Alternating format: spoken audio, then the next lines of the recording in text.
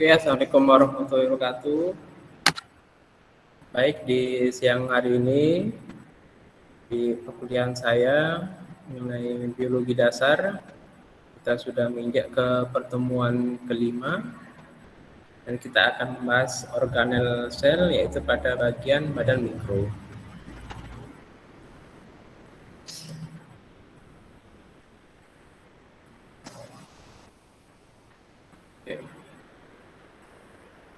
Oke, langsung saja ya. Di sini dijelaskan badan mikro adalah organel yang berupa membran dan merupakan kantong enzim yang berisi enzim dan juga enzim katalase sebagai substrat bagi berbagai macam reaksi. Badan mikro ini adalah organel kecil di dalam sel, hampir menyerupai lisosum.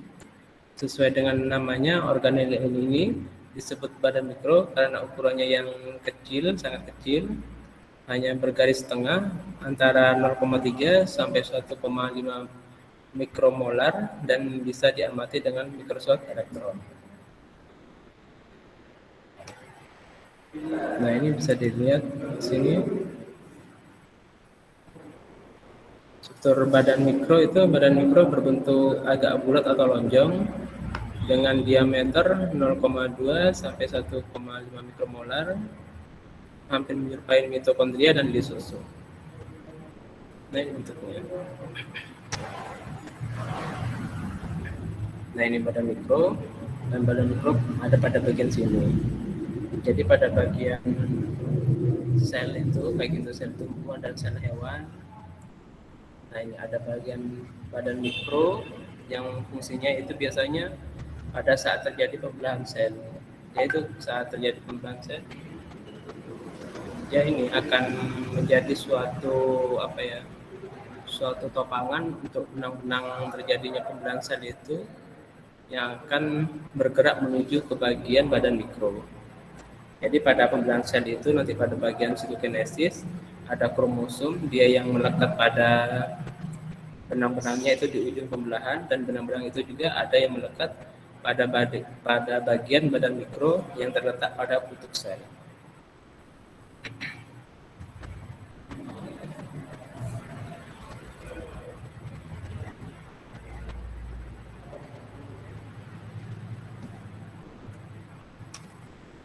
Kemudian dengan menggunakan mikroskop elektron, badan mikro yang berasal dari sel hewan dan tumbuhan itu tampak sebagai bangunan yang dibatasi oleh membran tunggal, dan di dalamnya itu mengandung matrik yang bentuknya amorf atau tidak berbentuk atau berbentuk glandular. Pada jaringan tertentu, matrik badan mikro itu berisi struktur nukleat kristal, ada bagian inti kristalnya yang merupakan ulat oksidase. Jadi ada bagian lipidnya dan ada inti kristalnya ini. Dan ini membran plasmanya.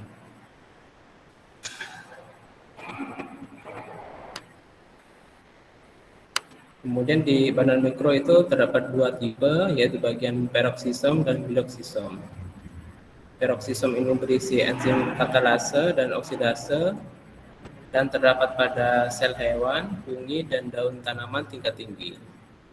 Sedangkan yang piloksisom itu terdiri dari semua atau sebagian enzim daur glyoksilat serta tambahan enzim katalase dan oksidase, dan bisa diamati pada sel tumbuhan berlemak atau biji yang berkecambah. Jadi pada glyoksisom ini hanya bisa terlihat pada sel tumbuhan. Ini glyoksisom dan mitokondrianya pada sel tumbuhan. Sedangkan peroksisom ini bisa dilihat pada sel hewan dan tumbuhan. Peroksisom itu dapat kita temukan pada sel hewan dan sel tumbuhan. Pada sel hewan banyak peroksisom terdapat pada sel hati, otot, dan ginjal. Peroksisom ini sangat terkait dengan retikulum endoplasma, sebab peroksisom itu merupakan membran yang dihasilkan dari retikulum endoplasma. Nah, ini bagiannya ini pada sel hewan dan sel tumbuhan.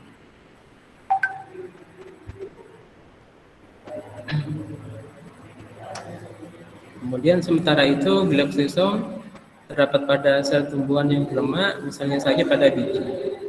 Di dalamnya itu terdapat enzim katalase dan oksidase yang berperan dalam metabolisme lemak, yaitu mengubah lemak menjadi gula. Energi hasil metabolisme ini digunakan saat perkembangan biji. Jadi ini prosesnya dari tubuh ya. Nanti kalau kalian bisa baca itu di buku Campbell, nanti itu bisa dibaca, nanti ada daur glikolisis, kemudian ada siklus Krebs, kemudian ada siklus asam sitrat sampai terbentuknya energi. Di sini bisa dilihat itu ada lipid body atau tubuh lemak. Ini ada trigliserida. Ini biasanya kalau kita cek gula darah ataupun ini disebut kolesterol, asam lemak. Kemudian asam lemak ini melalui siklus glikosilat itu asam lemak dengan adanya beta oksidasi yang masuk ya.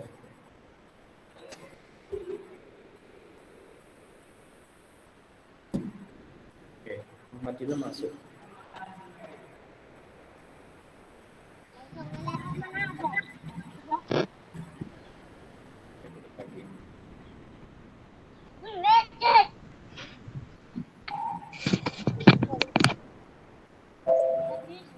Halo Ngap. Iya, halo. Tidak apa-apa. Halo. Telat. Oke, saya jelaskan lagi dari trigliserida. Asam lemak itu akan memasuki siklus glikosilat. Asam lemak dengan adanya beta oksidasi dia akan diubah menjadi asetil-CoA, artinya asetil koenzim A. Kemudian ada enzim ini glikosom, kemudian menjadi sitrat diubah menjadi isositrat dan menjadi suksinat. Kalau prosesnya diulang menjadi glikosilat, menjadi malat dan oksaloasetat. Kemudian jika sampai isositrat, dia akan menjadi suksinat dan akan masuk ke mitokondria, ke siklus asam sitrat, jadi malat. Kemudian dengan adanya enzim akan diubah menjadi malat. Malat keluar dari mitokondria, diubah menjadi oksaloasetat, mengeluarkan CO2 sebagai hasil sampingnya, diubah lagi menjadi fosfoenol piruvat. Dengan adanya bantuan enzim ini di sini lagi akan menjadi reose fosfat, kemudian masuk ke siklus gluconeogenesis, dan di sini akan terjadi perubahan baik itu fruktosa dan fruktose. Fruktose itu sudah bagian dari gula, dari glukosa, itu menjadi satu gula menjadi glukosa dan fosfat. Apa ya?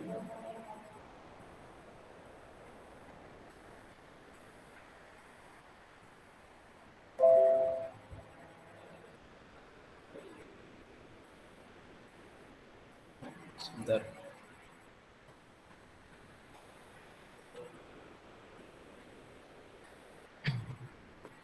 Jadi ini glukosisom, kemudian ini ribosom. Di glukosisom ini nanti akan terjadi daur siklus, baik itu siklus glikosilat maupun siklus asam sitrat. Kemudian komposisi kimia dan permeabilitas badan mikro. Membran yang membatasi badan mikro itu lebih tipis dari membran plasma, hanya tersusun zat lipid dan tebalnya 6-8 nanometer. Ini kurang lebih sama tebalnya dengan membran retikulum endoplasma dan membran luar mitokondria. Ini di sini sangat tipis sekali di sini kurangnya. Kemudian struktur lipid membran badan mikro itu berbeda dengan membran mitokondria. Perbedaannya terletak pada kandungan katiolipin di membran mitokondria yang lebih tinggi dari membran badan mikro.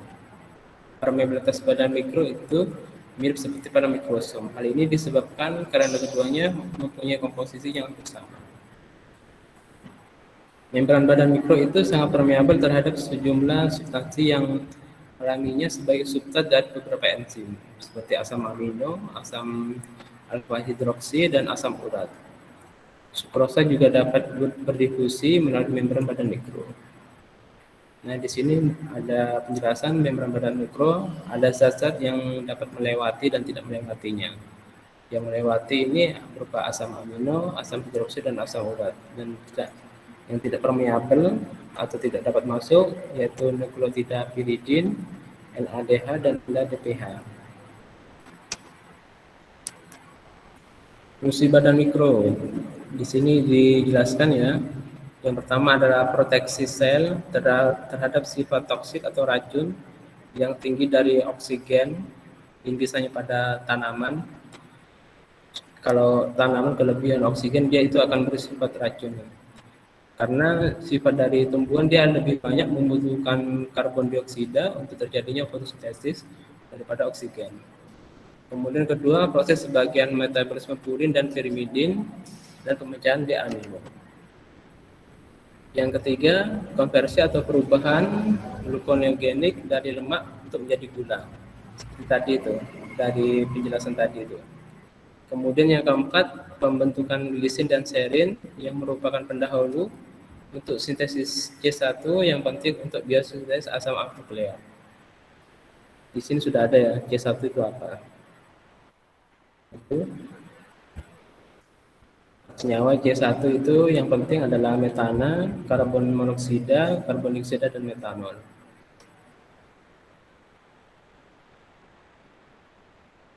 Kemudian yang kelima, fungsinya regulasi pertumbuhan pada tumbuhan dengan mengkonsumsi kelebihan dari tenaga produksi NADPH. Proses pada badan mikro, yang pertama proses oksidasi substrat pada mamalia. Terjadinya proses reaksi oksidasi dari peroksisom, khususnya pada jaringan mamalia, karena adanya keberadaan enzim oksida flavin. Enzim ini menggunakan oksigen sebagai akseptor elektron yang kemudian membentuk kandungan peroksida.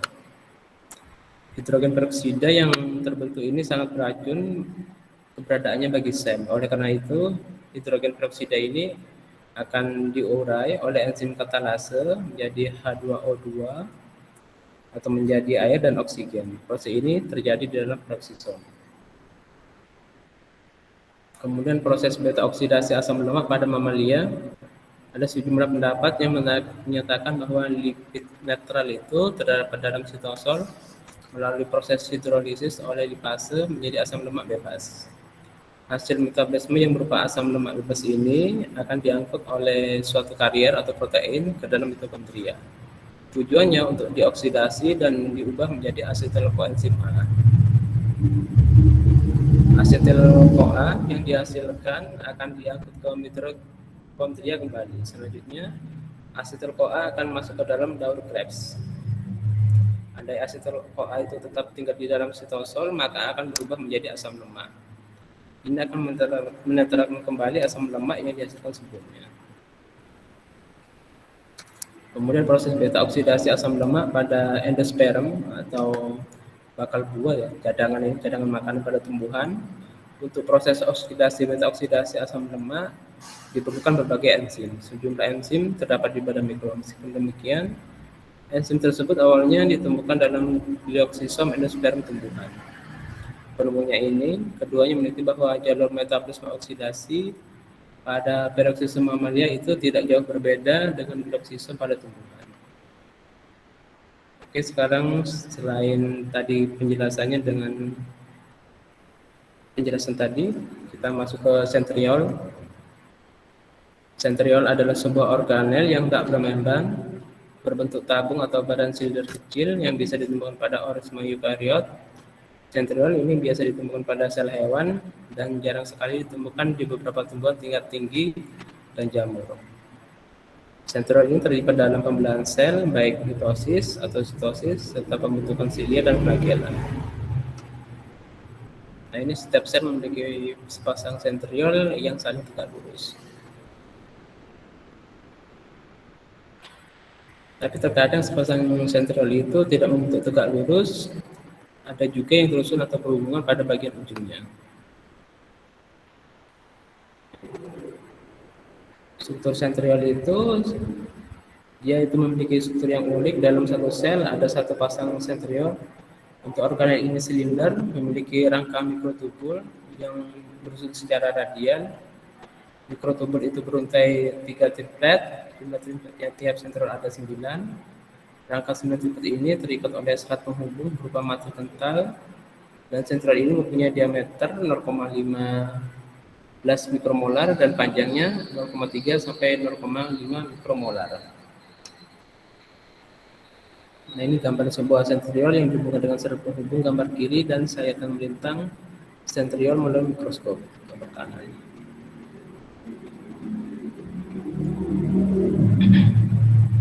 Jadi beda sekali ya dengan badan mikro tadi. Selain itu, setiap sel mempunyai pasangan sentriol yang terdapat di dekat membran inti sel atau terletak di dekat permukaan luar nukleus.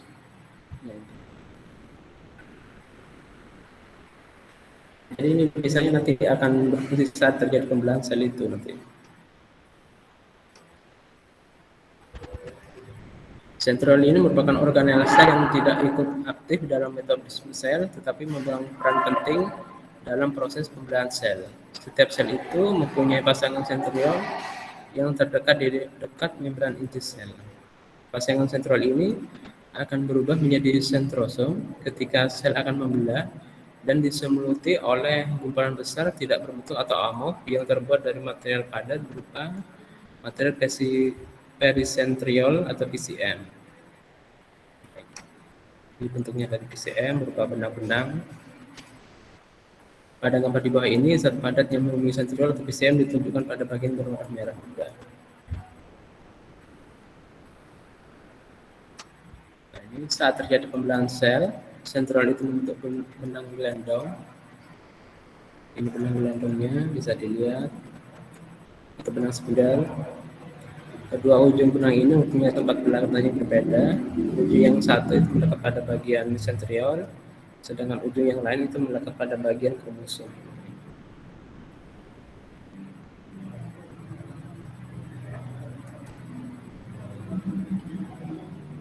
Kemudian komponen penyusun sentriol ini terusun atas mikrotubulus seperti jala. Mikrotubulus adalah tabung halus dari protein tubulin. Ini ada protein alfa tubulin dan beta tubulin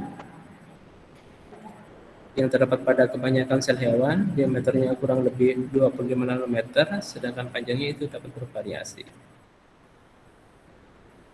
Ini struktur helik mikrotubul, artinya struktur helik itu dia berselang-seling. DNA.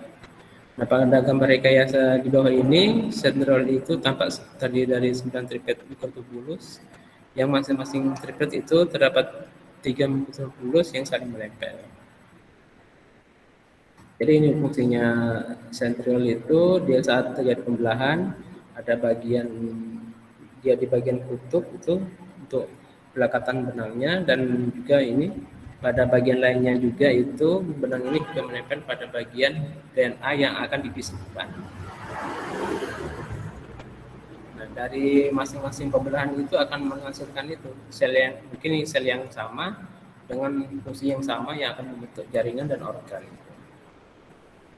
Jadi fungsinya dari pembelahan sel dari mitosis itu yaitu adalah untuk pembelahan sel yang dia nantinya akan membentuk suatu pertumbuhan dan perkembangan sel itu membentuk organ dan sistem organ yang akan menghasilkan individu.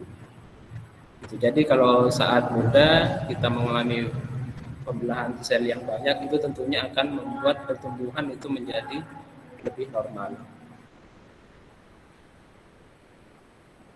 Ada yang bertanyakan?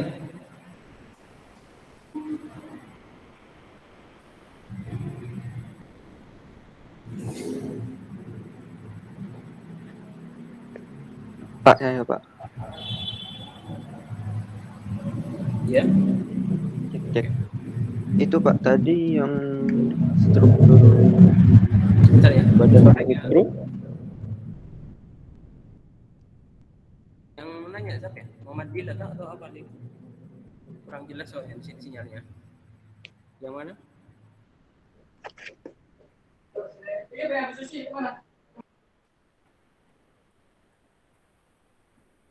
ya. Coba diulang lagi.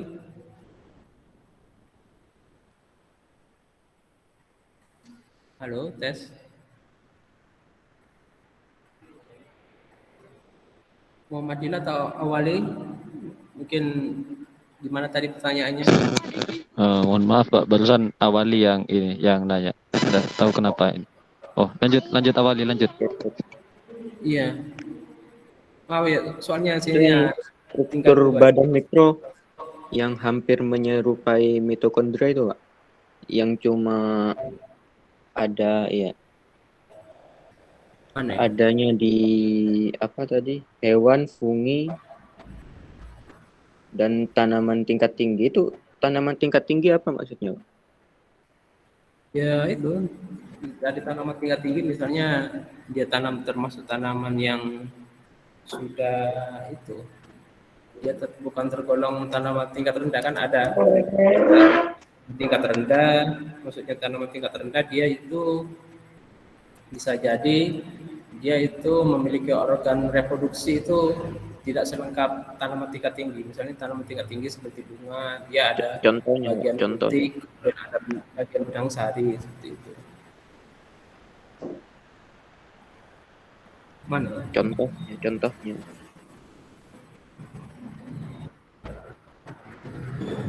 Kenapa? Oh contohnya, Contoh. Ya, tanaman tingkat kalau tinggi dan tanaman rendah. tanaman tingkat rendah misalnya itu lumut, kemudian tanaman tingkat tinggi ini seperti mungkin apa ya, kayak bunga mawar itu bisa gitu. Dia kan sudah memiliki organ-organ yang lengkap. Selain organ yang lengkap, dia juga memiliki organ reproduksi yang lengkap gitu. Berarti yang alga itu yang rendah ya, Pak? Alga itu termasuk rendah. Iya, Ya. rendah dia. Soalnya kan dia itu kan cara reproduksinya kan juga apa ya? Mungkin dia hanya menggunakan bagian sporanya gitu, atau pada bagian lainnya itu pada organ reproduksi. Baik, Pak. Itu aja, Pak, dari saya. Mungkin Arinda mau nanya.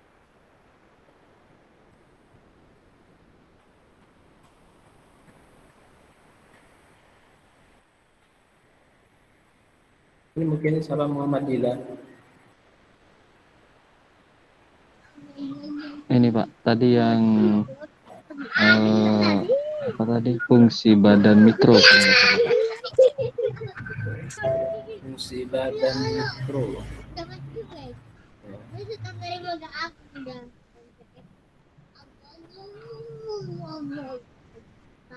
Ini, iya, kenapa? Iya Pak. Untuk ini Pak, mau konfirmasi sekalian. Ini di nomor 1 di poin 1 kan proteksi sel terhadap sifat toksik yang tinggi dari oksigen. Berarti mungkin yang saya tangkap itu mungkin kayak ini ya, kayak sel darah putih yang apa?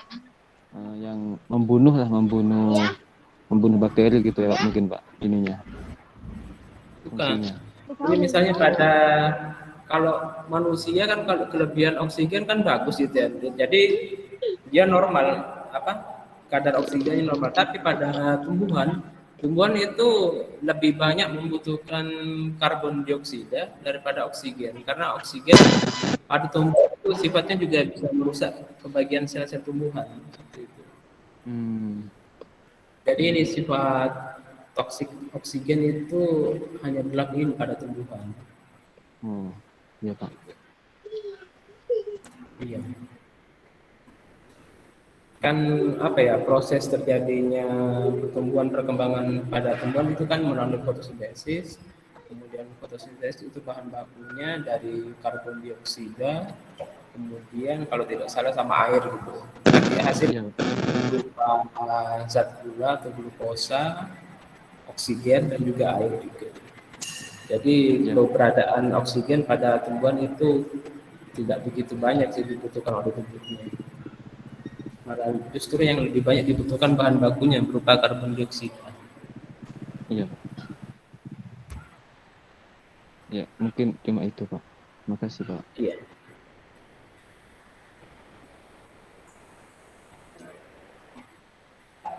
Oh, ini Jila di mana? Di pertanian ya?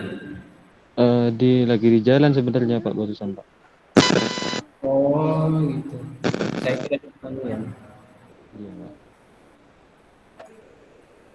Oke, kalau tidak ada yang ditanyakan ya, sudah jelas mungkin. Nanti kalian bisa baca-baca di ke kampus satu mungkin lebih banyak paham tentang bagian-bagian sel itu ada buku Cambridge, insya Allah sudah ada. Nanti Iya, Pak. kalian bisa baca bagian-bagian sel itu apa saja nanti di situ sudah lengkap gitu, informasi yang ditayangkan. Siap Pak.